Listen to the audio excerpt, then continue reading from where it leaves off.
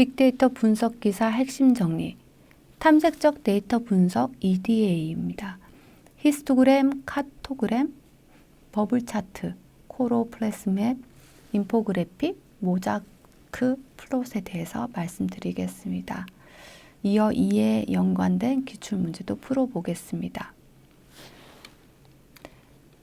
탐색적 데이터 분석은 이것은 특징공학, 특성공학에 해당되는 게 아닐까요? 라고 말씀을 주실 수도 있는데요. 사실 이러한 탐색적 데이터 분석이란 것이 별도의 특수 기법들도 있긴 있고, 그리고 전철이나 특징적인 공학에 많이 이제 얘기를 하는 것은 사실입니다. 하지만 데이터 시각화 또한 이러한 우리가 흔히 알고 있는 막대 그래프, 히스토그램, 산점도 등을 통해서 이러한 탐색적, 즉 미리 주요한 분석이나 어떤 시각화를 하기 전에 판단하기 위한 부분으로 데이터 분석도에도 이러한 히스토그램과 같은 시각화 기법들이 쓰이고 있다는 것을 알아주시면 좋을 것 같습니다. 탐색적 데이터 분석은 약어로 EDA, Exploratory Data Analysis의 약어입니다.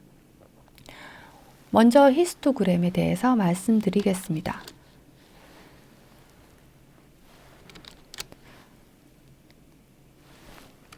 잠시만요. 하나의 단일 연속형 변수값을 여러 구간으로 나누어 각 구간에 속한 데이터 개수를 막대 높이로 표현한 그래프. 막대 그래프와 그러면 히스토그램은 뭐가 다를지 조금 더 보시면서 설명을 드리겠지만, 중요한 것은 단일 연속형 변수, 연속적으로 변하는 변수값인데 단일형 변수입니다. 여기에 대한 분포에 대한 시각화를 이제 하기 위한 도구라는 것이 이제 히스토그램인 것이죠. 시험에서는 히스토그램을 관계 시각화로 묻는 질문에서 부적절한 도구가 무엇인지에 대해서 이 히스토그램을 정답으로 하는 경우가 있는데요. 자주 출제되는 편입니다. 그렇다면 X축은 값의 범위를 일정 간격으로 나눈 구간이고 Y축은 각 구간에 속한 데이터 개수 또는 상대 개수이죠. 상대 도수이고 막대 너비는 구간폭인데 보통 일정하게 설정하기 때문에 X축, Y축을 집중해서 보시면 되겠는데요. 이렇듯 히스토그램의 예시 그림을 조금 더 보도록 할게요. 정규 분포, 즉 0에서 1까지의 무작위로 추출한 100개 값을 그리고 만든 히스토그램 예시입니다. 실제적으로 가로축은 데이터 값의 구간이고요. 그러면 세로축은 이 구간에 속하는 빈도수겠죠.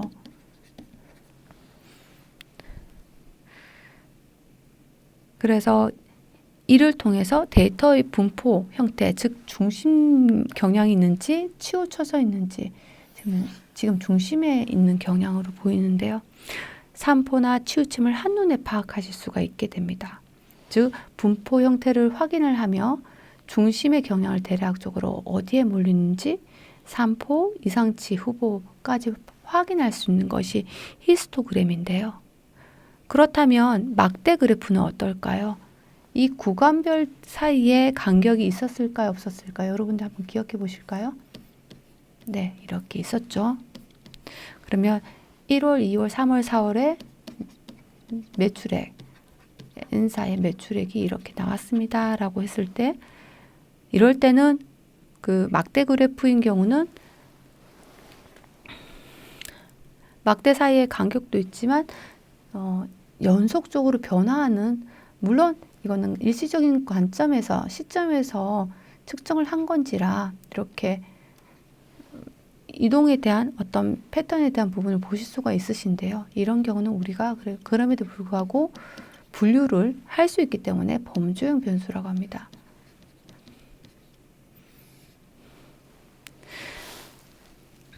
그래서 기초 통계량과 그래프로 확인 가능한 것이 무엇일까요? 라는 그런 문제들도 덜어 나오는 편인데요. 이럴 때는 분포도 이상치도 확인을 할 수 있지만 통계적 유의성, 즉 이제 p-밸류를 통한 그런 검정을 하는 것은 히스토그램이나 시각화로는 판단이 어렵습니다. 아니면 기초 통계량 가지고도 어렵습니다라고 답변하는 그런 문제인데 뒤에 기출 문제에서 보시게 됩니다.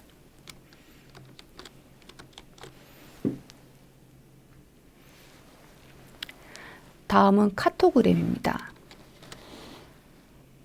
카토그램은 각 지역의 실제 면적 대신에 데이터 값, 인구나 의석수나 또는 확진자 수, 코로나 이런 것에 비례하도록 지역의 크기를 조정해서 그린 지도 시각화 기법인데 왜곡 지도 시각화다라고 표현하시는 분들도 있으시거든요. 즉 값이 클수록 지도에서 더 크게 만들고 값이 작으면 좀 원래 지도와 더 달라져서 더 찌그러진 형태로 나타낼 수가 있게 됩니다. 지역별 값의 크기 차이를 극적으로 표현을 하기 때문에 우리가 국회의원 수, 인구수에 따라 크기를 보일 때는 카토그램을 정답화할 수는 있긴 하겠지만 보시겠지만 지금 카토그램이거든요. 이 카토그램인 경우는 어떤 카토그램이었냐면 세계 인구 분포를 2018년도에 나타내었거든요. 이것은 인구 분포를 국가별 인구에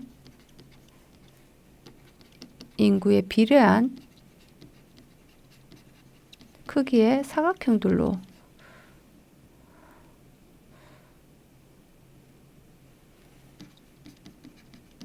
꼭 블록 간에 이렇게 우리 맞춘 그런 지도 느낌이잖아요. 사각형들로 이제 나타낸 이제 세계지도 카토그램인데요. 보시면 느낌이 오시겠지만 각 작은 사각형은 50만 명. 이제 이러한 사각형들이 총 이제 15,266개로 전 세계 인구를 표현을 했다고 합니다. UN 인구 통계를 기반으로 해서 Our World in Data에서 제작된 시각화이고요. 공개 가능한 이미지로 이제 가져왔습니다. 그런데 이렇게 보시면 인디아와 다른 나라들 중에서 지금 잘 보시면 이렇게 한국이 이렇게 컸나요? 네, 크지 않은데 이제 밀도에 대한 이제 인구수가 많기 때문에 이렇게 좀 더 도드라지게 보이는 것 같고요. 인디아는 엄청 크게 보이는 거죠. 중국과 마찬가지로. 근데 다른 나라는 더 찌그러진 그러한 형태로 나타날 수 있는 부분의 왜곡 지도 시각화라고도 일컫습니다.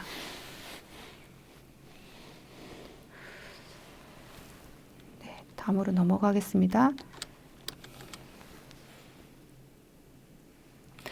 버블 차트. 산점도를 확장한 형태로 점 대신 원을 사용을 하고 원의 크기로 추가 변수를 표현하는 그래프입니다. 여러분들 산점도는 기억나시죠? 이거는 이제 XY로 점을 찍어서 이렇게 표현을 했던 거였는데 이 관계가 동시에 위치도 중요하지만 중요도, 버블이 이 원의 크기를 중요도 또는 크기 정보 중요도를 표현하는 그래프까지 이제 가려고 한다면 실제적으로 공간 시각화와 관계를 동시에 나타낼 수 있기 때문에 이렇게 버블 차트가 유용하게 쓸 수가 있습니다. 지도 위에 이 버블, 즉 원을 얹으면 공간 시각화 도구로도 활용이 되고 그리고 지역별 우측에 매출과 수익에 대한 어떤 시각화로 문제에서는 코로플레스 맵이라고 뒤에 더 설명을 드리겠지만 생농도로 지역을 표현하는 그런 시각화 기법이 있거든요. 그걸로 매출을 보여주되 수익의 경우는 특정 지역을 강조하고 이제 덜 강조하고 이런 조합으로 버블 차트가 같이 함께해서 유용하게 활용이 되는 편입니다. 이 부분 뒤에 문제를 보여드리면서 좀 설명을 드리도록 하겠습니다. 우측에 이제 나와 있는 이 도표는 시각화 결과는 위키데이터의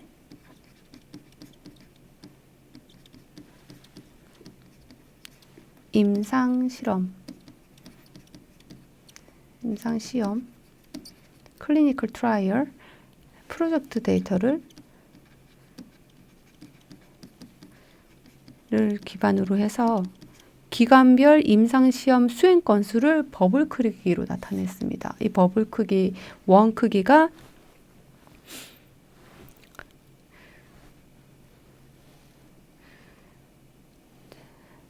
해당 기간, 즉 해당 기간을 여기 앞에다가 이렇게 가운데다가 이제 하나의 버블이 하나의 기간을 의미하는 거죠. 그래서 버블의 크기가 기관이 수행한 임상시험 횟수에 비례하게 됩니다.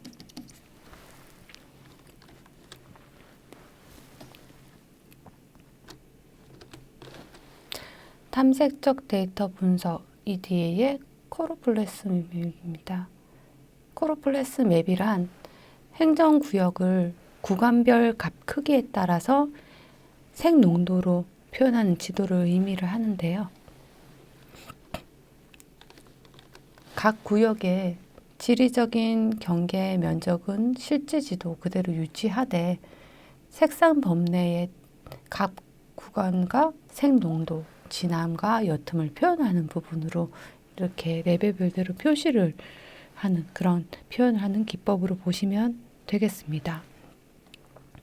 코로플레스 맵의 예시로서 지금 위키미디어에 이제 있는 예시를 가져왔는데요. 2017년 전 세계의 각 국가의 1인당 GDP를 색상으로 나타낸 코로플레스 지도입니다. 색이 진한 녹색일수록 1인당 GDP가 높은 국가이고 노란색이나 회색에 가까울수록 낮은 값을 나타내죠. 자료가 없는 일부 국가는 회색으로 표시가 됩니다.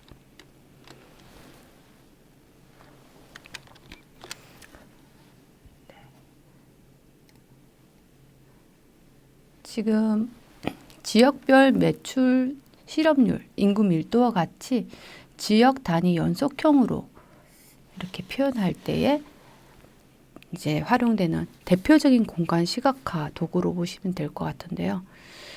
이 코로플레스 맵은 면적 형태는 그대로 색만 변화하기 때문에 모양 왜곡이 사실 없습니다.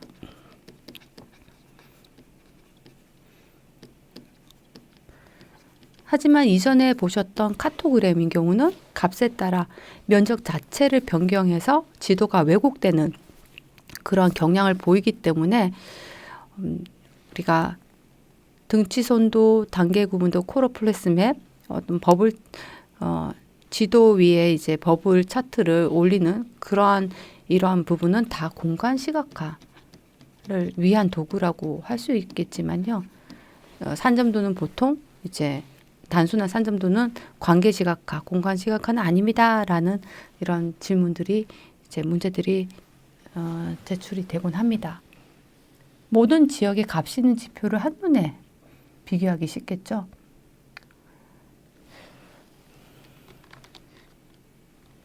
네, 다음으로 넘어가겠습니다. 인포그래픽입니다. 인포그래픽은 여러분들께서 많이 대해 오셨던 익숙하신 사실 기법이기도 하고요. 인포, 정보 플러스 그래픽에 대한 이제 합성어이니까 데이터, 텍스트, 아이콘, 일러스트, 차트 등을 섞어서 복잡한 내용을 한눈에 이해할 수 있게 이제 복잡한 상황이 발생이 됐을 때 이걸 이제 보고서 요약이라든지 교육이나 홍보 자료로도 많이 활용을 하는 그런 기법이라고도 할 수 있겠는데요.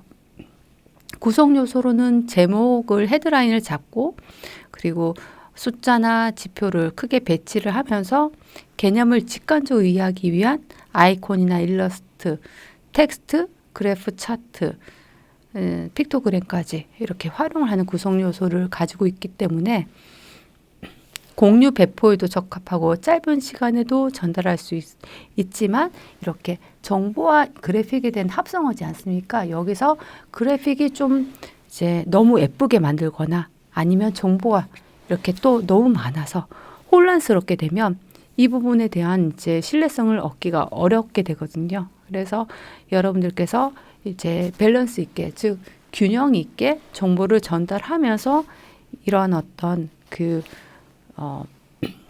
그래픽적인 측면으로 이 정보 전달과 이해라는 측면으로 한눈에 이해할 수 있는 부분으로 이 설계하고 디자인을 하는 그런 요소적인 측면을 중시해 주시면 좋을 것 같습니다.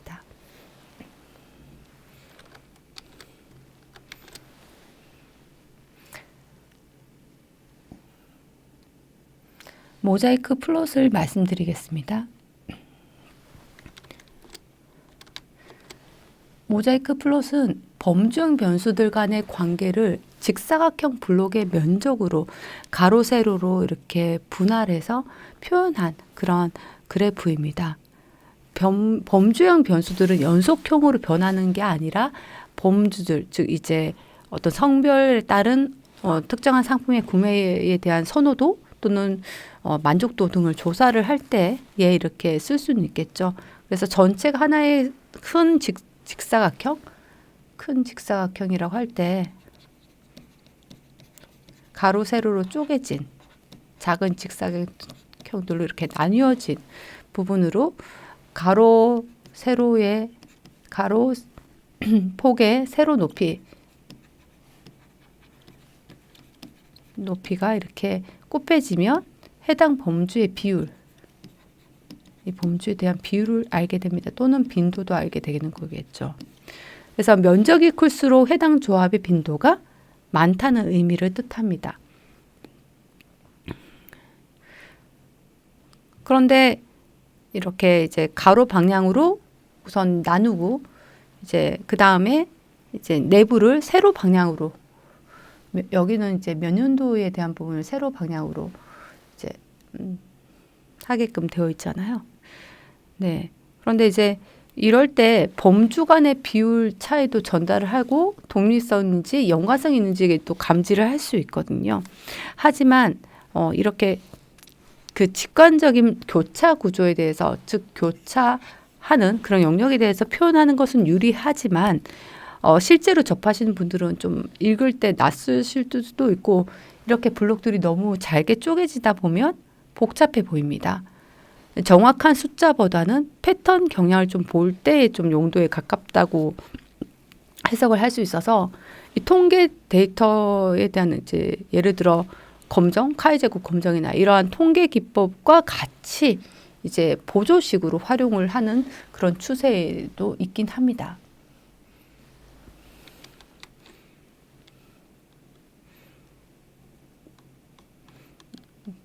네. 다음으로 기출 문제로 넘어가도록 하겠습니다. 다음 중 공간 시각화를 위한 도구로 가장 적절하지 않은 것은? 네, 여기서 보시면 산점도가 눈에 보이시죠? 산점도라고 하시면 바로 그 관계 시각화로 이야기를 해주셔야 되는데요.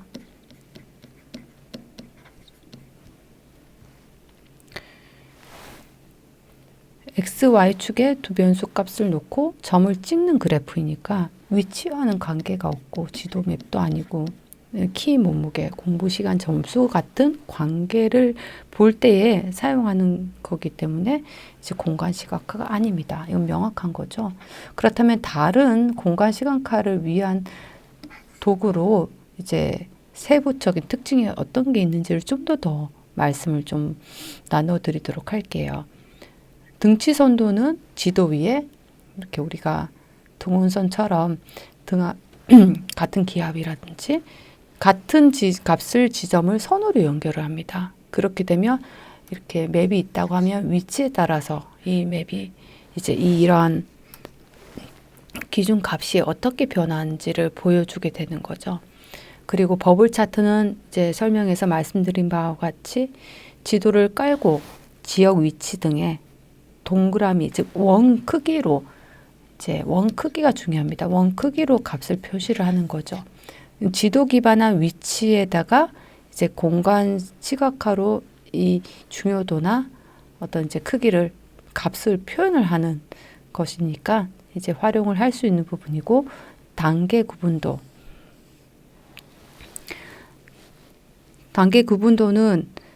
이제 코러 플러스 맵이라고 해서 단계 구분도라고도 일컫는다고 말씀을 드렸잖아요. 이제 시도, 구분 등을 이제 색농도로 위치에 대한 부분을 해서 이제 값을 표현을 하기 때문에 이것 또한 전형적인 공간 시각화 도구라고 할 수 있겠습니다.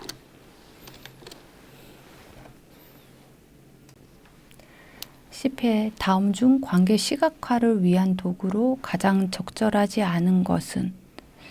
관계 시각화라는 것은 두 개의 변수 이상이 어떤 관계가 있는지를 눈으로 보여주는 그런 시각화 기법을 의미하는데요. 여기서 가장 적절하지 않다라는 것은 산점도는 관계 시각화, 그리고 버블 차트, 히트맵 모두 다 둘 이상의 변수들 간의 관계를 보여주는 그런 시각화하는 도구로 볼 수 있습니다. 하지만 히스토그램은 하나의 변수, 즉 그때 기억나시겠지만 단일 하나의, 그것도 카테고리컬 변수가 아니라 연속적인, 그래서 구간별 빈도 분포를 표현하는 그래프다라고 하실 것을 이제 추천을 드립니다.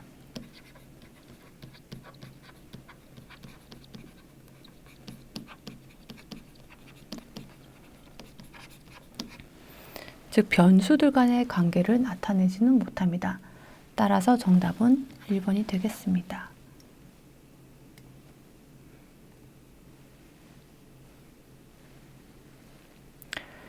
10회 다음 중 데이터 왜곡이 발생할 수 있는 시각화 기법은? 왜곡, 즉 데이터 왜곡이라는 것은 실제 지도에서의 면적이 어떤 특정한 데이터에 대한 값의 변화나 비중에 맞춰서 줄어들거나 아니면 지역 크기가 바꿔지는 그런 것을 의미했던 이제 카토그램이 데이터 왜곡이 발생할 수 있는 대표적인 시각화 기법이라고 보십니다.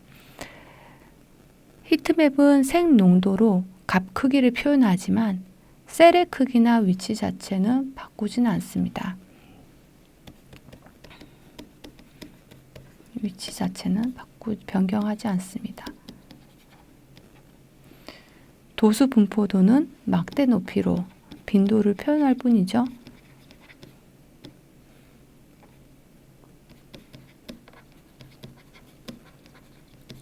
등치선도는 같은 값을 선으로 연결한 지도, 등고선, 등온선 등이 있죠.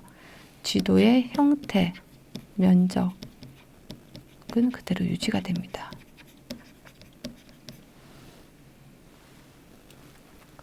따라서 정답은 3번이 되겠습니다.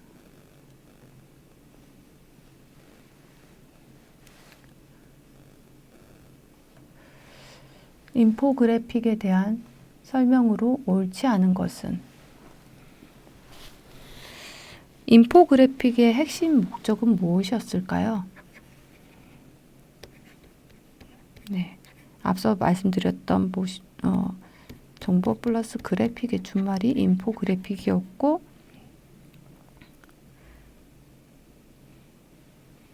이 목적에 대한 부분으로 설명으로 옳지 않은 것을 찾는 것이 중요합니다. 그렇다면 복잡한 정보를 시각적으로 쉽게 이해할 수 있는 것이 인포그래픽에 대한 가장 대표적인 그런 목적이니까 옳은 설명이고, 그리고 재해, 복구 상황 등의 현황 자료를 요약해서 보여줄 때 유용하다. 즉 복잡한 숫자 상황이 한 장의 그림으로 나타낼 때 유용하죠. 데이터 시각화와 유사하나 정보 전달보다 미적 표현을 우선한다. 네, 여기서 정보 플러스 그래픽인데 이 그래픽에 대한 화려함이나 복잡성에 대한 부분으로 미적 표현을 더 중요하게 하게 되면 정보 전달에 대한 부분이 미약하게 또는 불명확하게 전달이 될 수가 있습니다. 따라서 여기에 대한 균형적인 표현 또는 정보를 좀 더 핵심적인 정보를 전달코자 사용하는 것이 좋겠습니다. 따라서 정답은 3번이 되겠습니다. 4번 도표, 아이콘, 텍스트 등 다양한 요소를 사용해서 표현한다. 실제 인포그래픽은 그래프, 아이콘, tek스트, 심지어 픽토그램까지 함께 사용을 해서 이제 표현을 하기 때문에 이 다양한 요소들이 한꺼번에 이제 있게 되면 이 한 번에 있는 것을 스토리텔링으로 잘 풀어서 전체적인 이해, 즉 스토리가 이 한 장에 잘 담아낼 수 있도록 하는 그런 부분에 대해서 구현할 수 있는 설계가 꼭 필요합니다.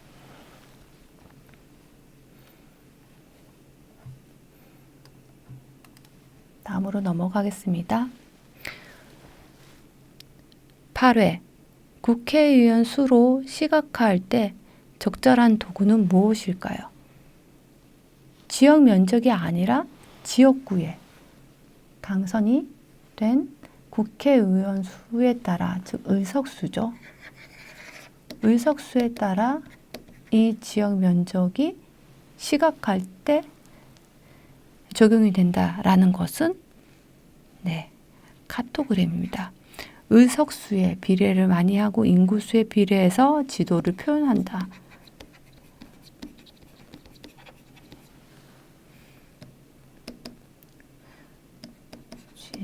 비례.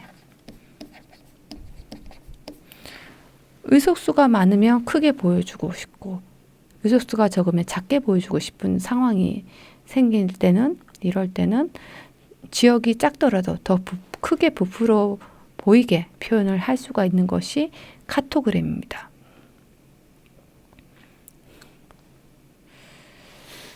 네, 그리고 코로플레스 맵에 대해서 뒤에 나와 있는데요. 이 코로플레스 맵에 대한 부분을 이제 단계 구분도라고도 하는데, 단계 구분도는 실제 지역 면적을 그대로 두고 생농도로, 다시 말씀드리지만 어떤 크기나 위치나 변형 없이 생농도로만 값을 표현합니다.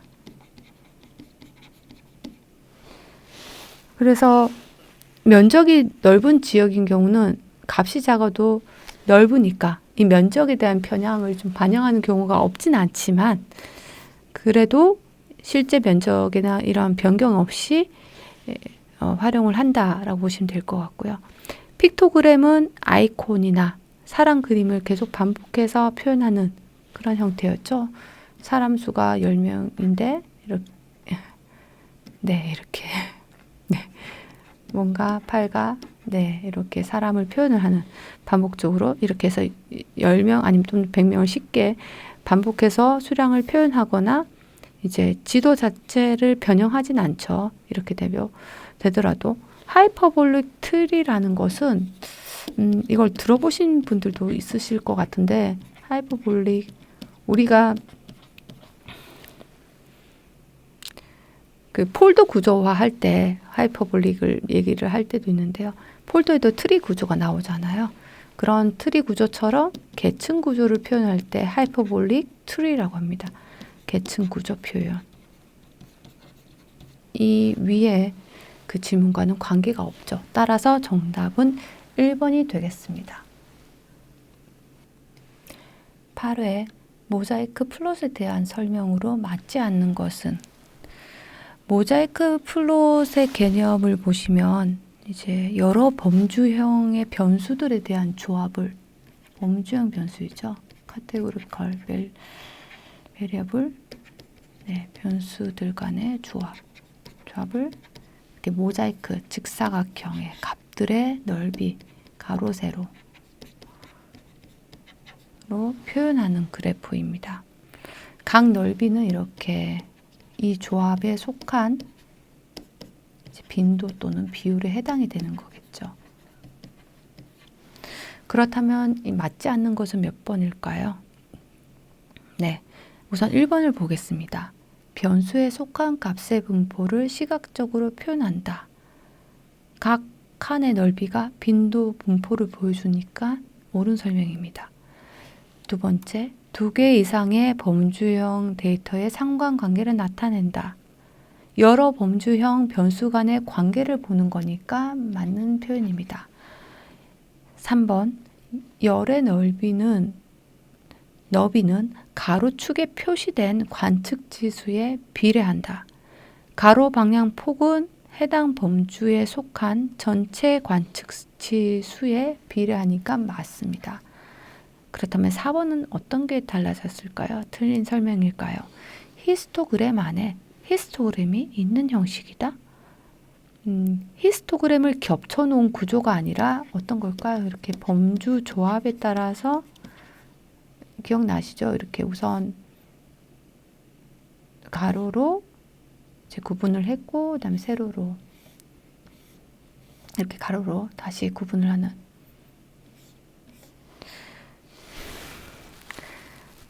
이게 히스토그램과의 관계를 표현한다는 것 자체가 아니라 별도의 범주 조합에 따라서 가로, 세로로 나눈 직사각형 칸의 모음이라고 할 수 있습니다. 따라서 맞지 않는 설명은 4번입니다.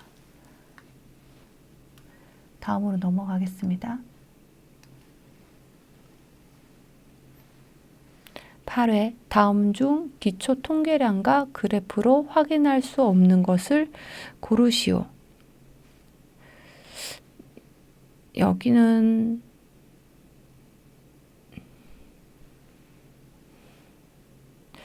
그래프가 있지만 시각학 기법이 아니더라도 여러분들께서 이 기초 통계량과 그래프로 같이 이제 확인을 할 수 있는 정보랑 통계적 검정을 해야지 알 수 있는 정보를 구분하는 문제로 보시는 게 좋겠습니다. 그래서 평균이나 표준편차 등이 기초 통계량이었잖아요. 그러면 이렇게 시각화 기법의 그래프랑 같이 할 수 있는 정보, 보기 별대로 검토를 좀 해보도록 하겠습니다. 결측지는 그래프에서 값이 비어있는 구간이나 또는 NA 의 개수를 세거나 해서 파악을 할 수 있죠. 즉 이제 이것을 통해서 확인을 할 수 있는 거였고, 이상치 또한 히스토그램 또는 박스플롯의 떨어진 점 등을 이용해서 이상치 확인이 가능합니다. 4번도 역시 데이터 분포, 히스토그램도 데이터 분포를 나타내는 거였고요. 네, 단일 연속 변수였죠. 연속형 변수. 그리고 박스플롯 산점도까지 어디에 몰려 있는지, 대칭 비대칭인지, 꼬리가 긴지 등을 파악을 할 수가 있는 거죠. 즉 확인을 할 수가 있습니다. 그렇다면 남은 것은 지금 3번인데요. 통계적인 유의성이라는 것은 무엇일까요? 두 집단 간의 평균 차이, 분산 차이 등으로 이제 통계적 검증을 수행하고 나온 p-value를 통해서 확인을 해야 될 경우, 이럴 때는 여러분들께서 기초 통계량과 그래프만 보고 유의하다, 유의하지 않다 라고 하기는 어렵지 않습니까? 그래서 확인할 수 없는 것은 통계적인 유의성이다 라고 보시면 되겠습니다. 네, 지금 넘어가는 부분이 툴바가 바로 좀 옆에 있어서 네, 좀 이해를 부탁드리겠습니다. 8회 데이터 시각화의 순서. 정답을 보시면 데이터 획득과 구조화와 마이닝, 그리고 시각화 모델, 시각화 표현으로 이루어져 있는 1번이 정답이라고 할 수 있겠죠. 처음에 데이터를 여러 소스에서 모은 뒤에 형식이나 필드를 정리하고 구조도 파악하고, 그리고 데이터 마이닝은 들어보셨지만 통계, 데이터 마이닝 기법으로 패턴을 찾는 거잖아요. 그 뒤에 시각화를 어떤 그래프, 어떤 시각화 기법으로 보여줄지를 결정을 하게 됩니다. 그래서 시각화에 대한 실제 그래프로 더 다듬고 하는 부분이 마지막 순서라고 한다면, 이제 데이터를 모으고 정리하고 분석한 다음 표현 방식을 정해서 그리는 과정이 이렇게 1번에 이제 잘 정리가 되어 있는 것을 보시게 되어서, 따라서 정답은 1번이 되겠습니다.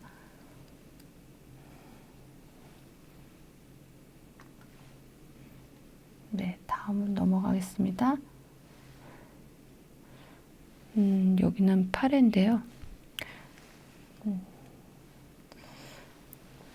네, 여기 답은 1번이 아닌데 제가 이걸 네, 익숙치 않아서 이 점 양해 부탁드리겠습니다.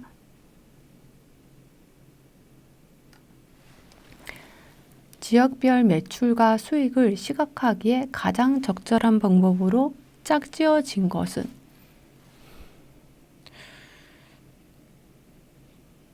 이 같은 지역에 있는 매출, 같은 지역에 있는 전체 매출과 강조하고자 하는 수익에 대한 부분을 어떻게 다른 구도로서 이제 활용을 해서 조합을 할지, 구도를 가지고 그런 접근 방법을 가지고 활용할지를 묻는 문제인데요. 우선은 이 매출에 대해서 일단 보시면, 이 매출은 지역별대로 전반적인 크기인 거잖아요. 지역별 크기.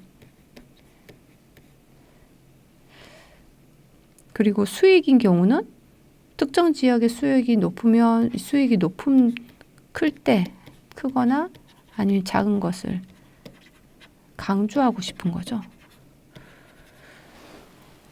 그러면 어떤 걸 활용하면 좋을까요? 모든 지역을 우선 생농도로 칠해서 매출 규모를 표현하는 것은 코로플러스 맵이라고 할 수 있죠. 그리고 수익인 경우는 버블 크기로, 원에 대한 크기로 이 수익 차트를 크게, 매출이 큰 것은 원 크기를 키우고 매출이 작은 것은 원 크기를 줄이는 부분으로 매출과 연관시켜서 표현할 수 있겠습니다.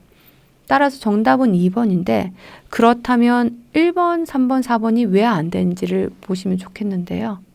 1번은 매출은 버블 차트, 수익은 코로플러스 맵, 서로 바뀌어져 있죠.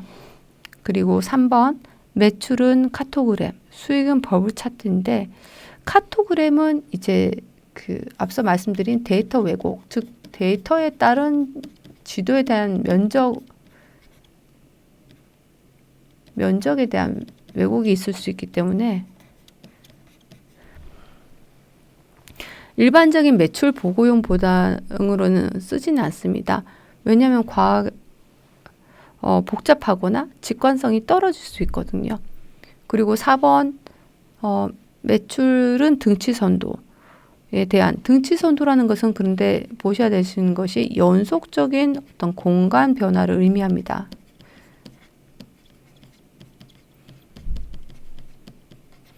온도 기압처럼요. 특정한 그 지역의 연속적인. 그리고 카토그램은 좀 전에 말씀드린 이제 특수 상황에서 쓰는 도구라서 일반적인 매출 수익 시각화 조합으로는 적절하지 않습니다. 따라서 정답은 2번이 되겠습니다.